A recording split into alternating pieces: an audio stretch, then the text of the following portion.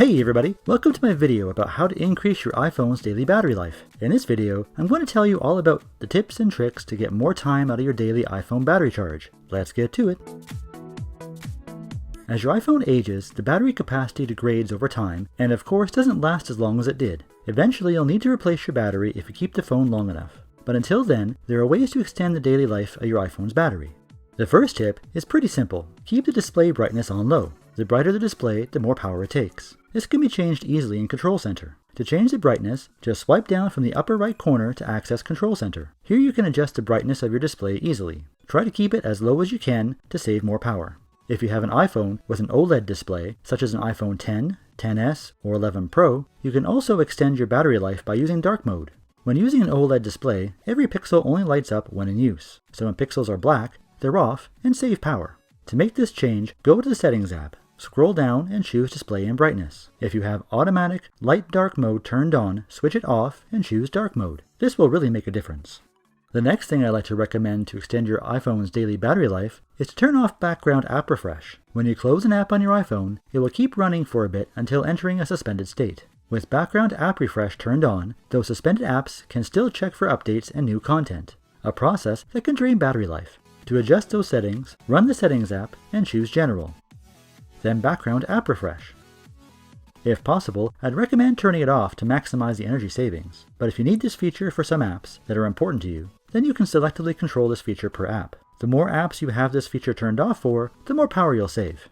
The next thing I'd recommend changing is similar to background app refresh in concept. It's location services. You can turn this feature off completely, which will provide you with the maximum power savings. But if you frequently use apps like Uber, Skip the Dishes, or a weather app, those all require location services to function, so you may not want to turn it off completely. But you can adjust location services by app, just like background app refresh. To access the location services settings, run the Settings app and scroll down and select Privacy.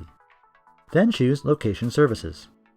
Now you can completely turn them on or off with the switch at the top, or scroll down and adjust them by the app if you think you'll need some. Try to keep most of them off. To adjust by app, tap the app. In the settings that come up, you have the options for Never, Ask Next Time, While Using the app, and Always. I'd recommend using Never for off, or while using the app for things like Uber or Skip the Dishes, as opposed to Always, so you'll still realize some power savings. The next adjustment I'd recommend making is to turn off active listening or the Listen for Hey Siri option. Most iPhones now offer hands-free Siri, meaning you can say Hey Siri and ask a question without having to touch your iPhone. But that means the device is always listening and awaiting your command. So if you don't use Siri that much, turning off active listening will help curb battery drain. To turn off this option, run the Settings app, scroll down, and select Siri and Search and switch off Listen for Hey Siri.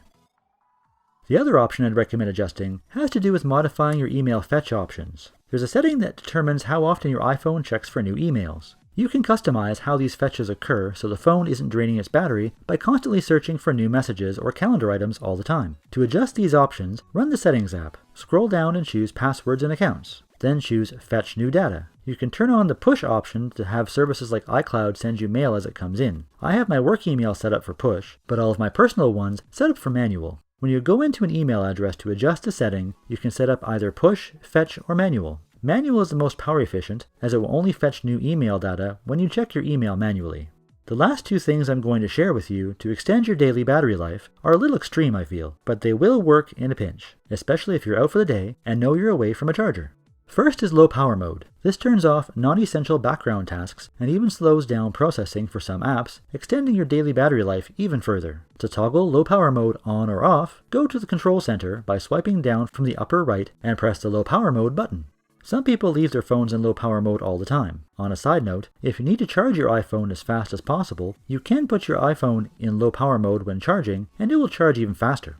The last thing I'm going to talk about to extend your daily iPhone battery life is to turn off Bluetooth. If you have an Apple Watch, use AirPods or other Bluetooth headphones often, or even rely on handoff or continuity features, you may want to reconsider turning this off, as it's required for all these things to function. But if you don't use these features regularly, then turning Bluetooth off is a big power savings. There is an option in Control Center to toggle Bluetooth on and off, however it doesn't actually turn off the Bluetooth radio transmitter. It only disconnects Bluetooth devices. So to turn off the Bluetooth radio transmitter, you'll need to go to Settings and choose Bluetooth. When you adjust the setting from here, it will actually turn on or off the Bluetooth transmitter, allowing you to save battery power when it's turned off. These are some of the most common features you can adjust on your iPhone to extend your daily battery life. There are more I didn't address in this video, so if you'd like to hear about more options and ways to extend your iPhone's daily battery life, please let me know in the comments below. If enough people want more, I'll make a part 2. If you enjoyed this video or found it helpful, feel free to give it a thumbs up. And while you're down there, don't forget to ring that bell and subscribe to the channel for more tech videos, including tech how-tos, every week. As always, thanks for watching, and I'll see you in the next one.